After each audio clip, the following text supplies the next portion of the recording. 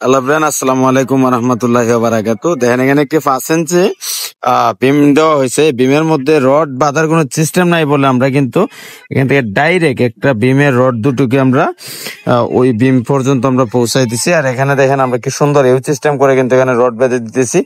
তো ভিউয়ার্স, আমাদের এই ছাদের রড বাঁধার কাজ কিন্তু কমপ্লিট হয়েছে। আমরা আজকে সম্পূর্ণ আপনাদের এই ভিডিওতে আমরা দেখাবো যে আমরা ছাদটা কিভাবে আসলে বার্নিং করলাম, রড বার্নিং গুলা। তো আপনারা যদি সম্পূর্ণ ভিডিওটা আমাদের সাথে থাকেন বা দেখেন তাহলে কিন্তু কিছুটা হলে আপনারা বুঝতে পারবেন। তো প্রথমত ভিউয়ার্স চলেন আমরা পোর্স থেকে আপনাদেরকে দেখাই। দেখেন এখানে কিন্তু স্ল্যাব ছাদ হিসেবে ভিউয়ার্স ব্যবহার করা হয়েছে এবং আমরা এই পোর্সের মধ্যে আপনার জীবনে মনে হয় কখনো দেখেন নাই। সাধারণ এই পোর্সের মধ্যেও কিন্তু আমরা ক্যারিং সিস্টেম করে দিছি। দেখেন অনেক সুন্দর করে পুকুরও বানিয়ে দিলাম আমরা।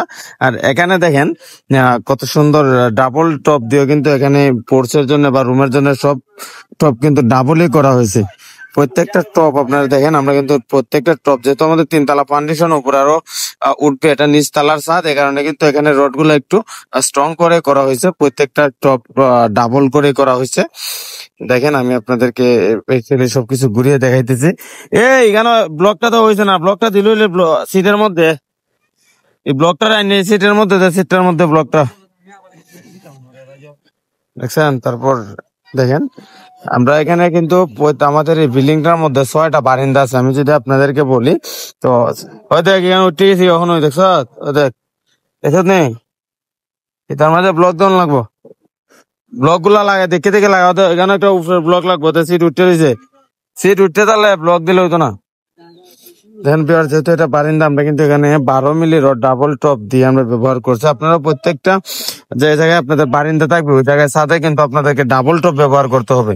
কারণ যদি আপনার ডাবল টপ 12 মিলি ব্যবহার না করেন তাহলে কিন্তু আপনার বারিন্দা কিন্তু ভবিষ্যতে নামতে পারে। দেখেন প্রত্যেকটা ব্লক কিন্তু সিটের জোড়ার মধ্যে দিতে হবে, এটাই হচ্ছে দেওয়ার সঠিক নিয়ম। কারণ গ্লাস ব্লক গুলো আমরা ব্যবহারই করি, আর উপরে রড আর নিচে রড যেন এক জায়গায় না হতে পারে। তো আমাদের রডের প্লেসমেন্ট আপনারা দেখেন, কোনো একটি রড আপনারা নিচের রড বা সিটের সাথে চাপানো আপনারা দেখবেন না। তারপর যদি কোনো ক্ষেত্রে ভুল, এই বিমটার মাঝে একটা ব্লক লাগবে, হিন্দি কাভারিং বেশি, হিন্দি কাভারিং কম।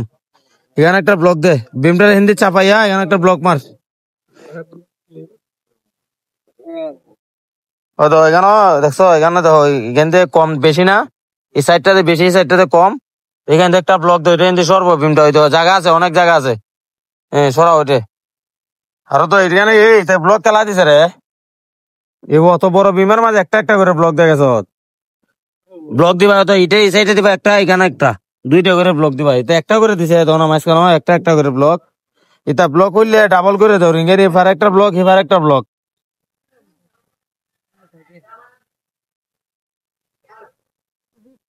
ভাই আগে কাজ বুঝতে হবে, তারপর তো আপনাদেরকে কিন্তু কাজটা করতে হবে। কারণ আপনার প্রত্যেকটা বিম আমরা দেখেন, আমরা কিন্তু প্রত্যেকটা বিম সুন্দর করে রাখছি। তারপর আমি চেক দিতেছি যে জায়গায় আমাদের সমস্যাগুলো আছে, আমরা কিন্তু সলভ করার চেষ্টা করবো ইনশাল্লাহ।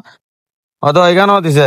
আরে মুরাইদের কোন দিন মানুষ ইবে ওয়াশন জানা আরেকজন লয়, কেন 32 জন মানুষকে লেগে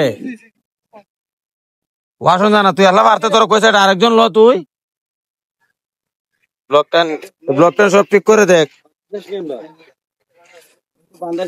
আর সিঁড়িটা দেখেন, আমরা যে সিঁড়িটা প্লেসমেন্ট করছি অনেক সুন্দর করে কিন্তু আমরা সিঁড়িটা করছি।